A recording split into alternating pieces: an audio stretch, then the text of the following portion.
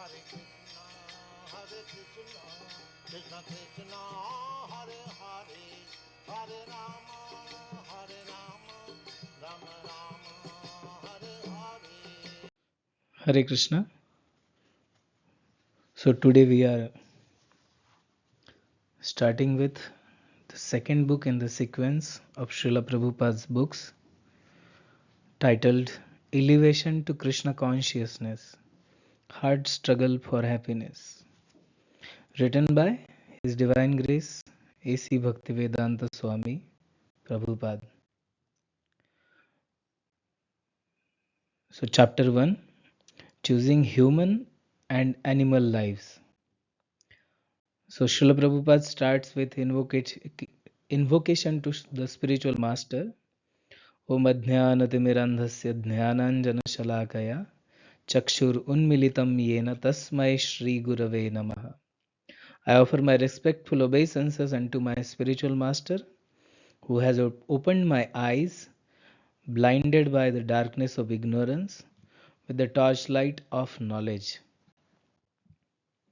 It is customary with this verse to offer obeisances to the spiritual master who enlightens his disciples in the matter of transcendental knowledge. The Vedic process does not involve research work. In mundane scholarship, we have to show our academic learning by some research, but the Vedic process is different. In the Vedic process, the research work is already done. It is complete.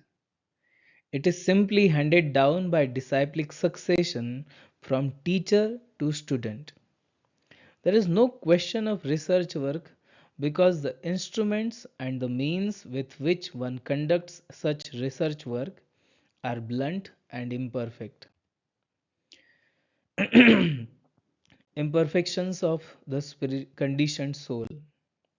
At this stage of our material existence, we are conditioned by many laws of nature. All conditioned souls are subject to four defects due to the imperfection of their senses. One defect is that the conditioned soul is certain to commit mistakes. There is no man who does not commit mistakes. In India, for instance, Mahatma Gandhi was supposed to be a very great personality, but he also committed mistakes. 5 minutes before he came to the meeting at which he was killed, he was warned by confidential associates not to go, but he persisted. To commit mistakes is very natural in the conditioned state of life. Indeed, the popular saying has arisen to err is human. Another imperfection of the conditioned soul is that he is sure to be illusioned. Being illusioned means accepting something which is not. Phantasmagoria to be factual. Every one of us is under the impression that we are these bodies, but actually we are not. Accepting the body to be the self is called illusion or Maya.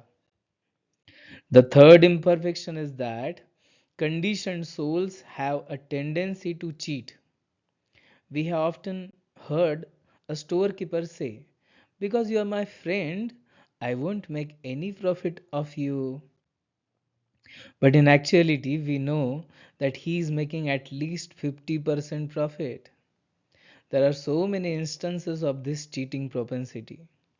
There are also many examples of teachers who actually know nothing but put forth theories in words like perhaps or it may be, while in actuality they are simply cheating their students.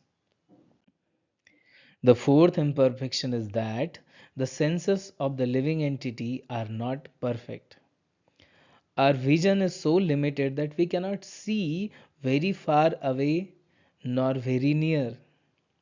The eye can see only under certain conditions, and therefore it is understood that our vision is limited. Similarly, all our other senses are also limited. It is not possible to understand the unlimited by these imperfect, limited senses. The conclusion is that the Vedic process does not encourage us to endeavor to learn the absolute truth by employing our present senses, which are conditioned in so many ways. If we are to have knowledge, it must come from a superior source which is not conditioned by these four imperfections. That source is Krishna. He is the supreme authority of Bhagavad Gita, and he is accepted as the perfect authority by so many saints and sages. Those who are serious students of Vedic literature accept authority. Bhagavad Gita, for example, is not a scholarly presentation which arose out of so much research work. It is perfect knowledge that was taught by Lord Krishna to Arjuna on the battlefield of Kurukshetra.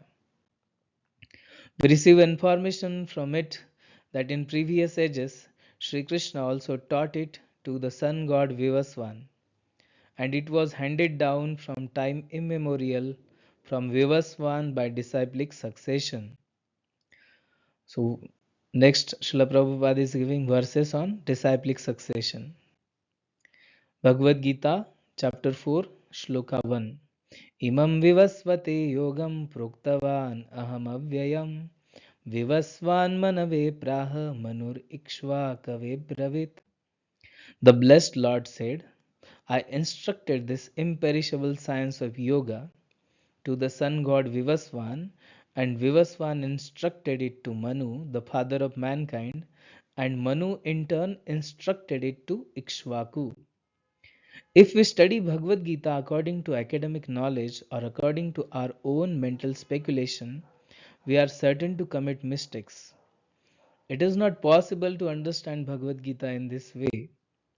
It is necessary to follow carefully in the footsteps of Arjuna. In previous ages, due to interpretation and mental speculation, the real purport of Bhagavad Gita was lost. Therefore, Krishna re-established the teachings by giving them to Arjuna. Supreme Science re-established.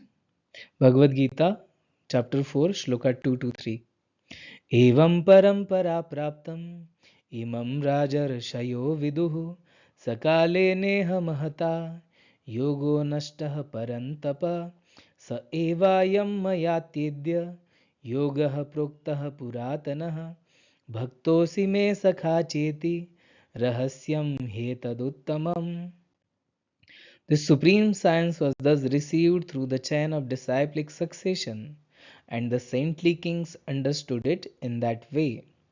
But in course of time the succession was broken, and therefore the science as it is appears to be lost. That very ancient science of the relationship with the Supreme is today told by me to you, because you are my devotee as well as my friend. Therefore, you can understand the transcendental mystery of this science. Thus, whoever follows in the footsteps of Arjuna, approaching Krishna in a spirit of devotion, can understand the purpose of Bhagavad Gita as well as all other Vedic literatures. Vedic literature and human society. So, next Srila Prabhupada focuses on this. There are four Vedas, Sam, Rig, Yajur, and Atharva. And there are 108 Upanishads, including the Ishopanishad, Katha Upanishad, and Taittiriya Upanishad, as well as the Vedanta Sutra, Srimad Bhagavatam, and Bhagavad Gita. These literatures are not meant for any particular class of men, but for the totality of human society. All societies can make advantage of Vedic knowledge to perfect human life. From Vedic literatures, we can understand that this material world is only a partial manifestation of the complete creation of God. The larger portion of God's creation is found in the spiritual world of the Vaikunthas. Verses on material and spiritual energies. Bhagavad Gita, chapter 4, chapter 7, verses 4 to 5. Bhumir apo nalo vayuh kham mano buddhirev cha ahankara iti yamme भिन्ना प्रकृतिरष्टधा अपरेयम इतस्त्वन्याम प्रकृतिम विद्धि में पराम जीवभूतां महाबाहो ययेदं धार्यते जगत. Earth, water, fire, air, ether, mind, intelligence, and false ego. Altogether, these eight comprise my separated material energies. Besides this inferior nature, O mighty Arjuna, there is a superior energy of mine, human suffering and animal consciousness.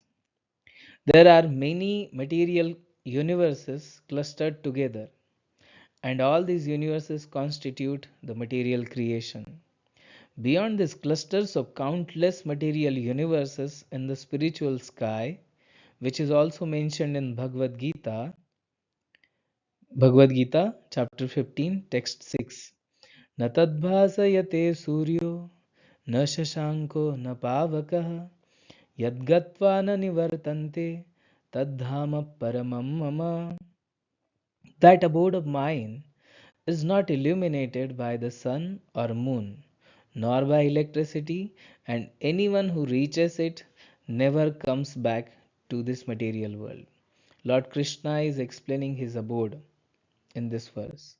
So, that superior nature which is beyond this material nature is eternal. There is no history of its ever having begun. It has neither beginning nor end. Srimad Bhagavad Gita 8.20 to 21. Lord Krishna says, Parastasmatu bhavonyo vyakto vyaktat sanatana yah sah sarveshu bhuteshu नश्यत्सु न विनश्यति अव्यक्तोक्षर इत्युक्तस् तमाहु परमां गतिं यं प्राप्य न निवर्तन्ते तद्धाम paramam mama. So here Lord Krishna is explaining about his eternal abode. There is another eternal nature which is transcendental to this manifested and non-manifested matter. It is supreme and is never annihilated. When all in this world is annihilated, that part remains as it is. The Vedic religion or Varnashram Dharma is also called eternal because no one can trace out its beginning. The Christian religion has a history of 2000 years, and the Mohammedan religion has a history of 1300 years. But if we try to trace out the origins of Vedic religion, we will not be able to find a beginning. Varnashram Dharma is accepted as the eternal religion of the living entity. We often say that Lord God created this material world, and this means that God existed before the world. Since the Lord was existing before this material manifestation, He is not subject to this creation. If we were subject to the laws of the material world, how could He have created it? That the Lord is simultaneously identical with this creation and yet exists in His completeness apart from it is stated in the Bhagavad Gita. Bhagavad Gita, chapter 9, text 4 and 5. Maya tatam idam sarvam jagat avyaktamurtina matstani sarva bhutani माचाहं तेष्वस्थितः न च मत्स्थानि भूतानि पश्य मे योगमैश्वरं भूतभृन् न च भूतस्थो ममात्मा bhutabhavanah. In my transcendental form, I pervade all this creation. All things are resting in me, but I am not in them. Behold my mystic opulence. Although I am the maintainer of all living entities, and although I am everywhere, still myself is the very source of creation. So, purpose of human life. Actually, we are all spirit souls and are intended to associate with God in the spiritual sky where there are innumerable spiritual planets and innumerable spiritual living entities. However, those who are not fit to live in that spiritual world are sent to this material world. This very idea is expressed by Milton in Paradise Lost. Although spirit soul, we have voluntarily accepted this material body. By accepting it, we have also accepted the threefold miseries of material nature. Exactly when we accepted it and how we accepted it cannot be traced out. No one can trace out the history of when the conditioned soul first began accepting these material bodies. At present, Darwin's theory of the evolution of organic matter is very prominent in institutions of higher learning, but there is information given in the Padma Puran and other authoritative scriptures of the living entities' spiritual evolution. The Puran informs us that there are 84 lakh forms of living entities, 9 lakhs of which live within the water. There are 20 lakh species amongst plants and vegetables alone. At present, everyone is giving stress to Darwin's theory, but in Vedic literature, there is immense information about the different species. Darwin expresses the opinion that species are evolving from lower forms of life, but this is not the whole truth. The soul may progress from lower forms to higher forms, but in the beginning of creation, all species were created by Lord Sri Krishna. Srimad Bhagavad Gita, chapter 9, text 7 and 8. Sarvabhutani kaunteya prakritim yanti mamikam kalpakshaye punastani kalpadau visrajamyaham prakritim swam avashtabhya visrajami punaha punaha bhutagramam imam kritsnam avasham prakritirvashat. O son of Kunti, at the end of the millennium, every material manifestation enters unto my nature, and at the beginning of another millennium, by my potency, I again create. The whole cosmic order is under me. So, human versus animal consciousness, all of these living entities are subject to the threefold miseries, including those miseries pertaining to the body and mind. Animals cannot understand that they are suffering, but human beings can. One who does not know that he is suffering is in animal consciousness. Animals may be standing behind a fence to be slaughtered, but they do not understand this. A human beings, as human beings, we should be cognizant that we are suffering the pains of birth, old age, disease, and death, and should be inquisitive to know how to avoid these miseries. We have been suffering from the beginning of our birth when, as a baby, we were tightly placed for 9 months in the womb of a mother. After birth, suffering continues. Although a mother may take much care for her child, the baby still cries. Why? Because he is suffering. Either a bug is biting, or there is a pain in the stomach, or some other malady. Whatever the case, the suffering goes on. The child also suffers when he is forced to go to school when he does not want to. The child does not want to study, but the teacher gives him tasks anyway. If we carefully analyze our lives, we will find that they are all full of suffering.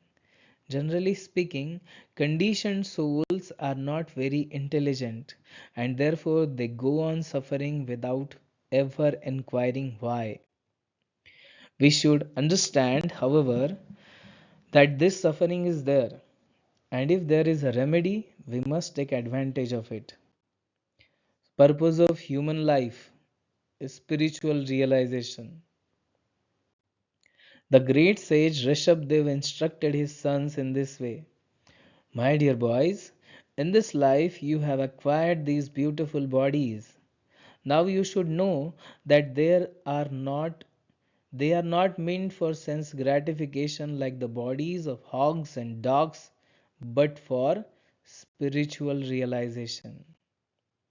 Essentially, what Rishabdev is saying is that a life of sense gratification is meant for stool eaters like hogs, and now that we have a higher form of life, we should not try to imitate the lower forms. Recently, we were surprised to see, while walking in the Central Park in New York City, that a group of young American boys and girls were engaged in worshipping hogs. While we were chanting Hare Krishna, these groups of youngsters were chanting hog, hog, hog. They were actually parading with hogs in Central Park and bowing down before them and worshipping them. They actually wanted one hog to become president and they wanted the hogs to lead them. This has gone to such lengths that at one time in Seattle there was a demonstration with hogs in which the boys and girls undressed themselves and got in the mud and played with the hogs, and in this way they were associating with the hogs and pigs which they worshipped. All this is going on in a country where young people have good looking bodies, a great deal of money, and so many other advantages over the young people of other nations. The result of gaining all these advantages is that they have simply taken to hog worship. Such hog worship was anticipated long, long ago and was described in the Srimad Bhagavatam, which was compiled at least 5000 years ago. The point is that a beautiful situation in life should be utilized for a beautiful end, not for degraded forms of worship. Exalted kings as examples. In the Vedic histories, we find that there were many, many exalted emperors and kings who practiced austerities and penances. Dhruva Maharaj, Ambarish Maharaj, and Yudhishthir Maharaj were all great kings and were most opulent, but at the same time, they were great sages.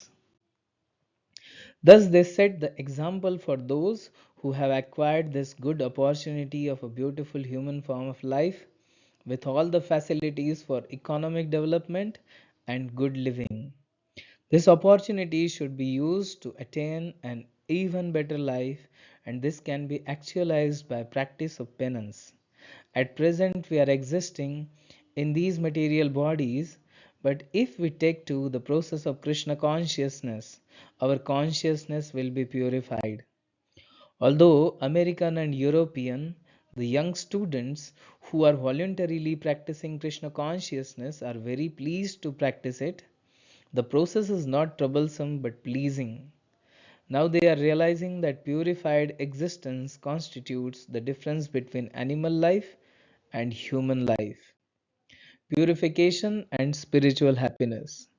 If we purify our existence simply by following the basic regulations of Krishna consciousness, which involves abstaining from illicit sexual connection, meat eating, intoxication, and gambling, we will gradually rise to attain our spiritual existence, which is completely pure.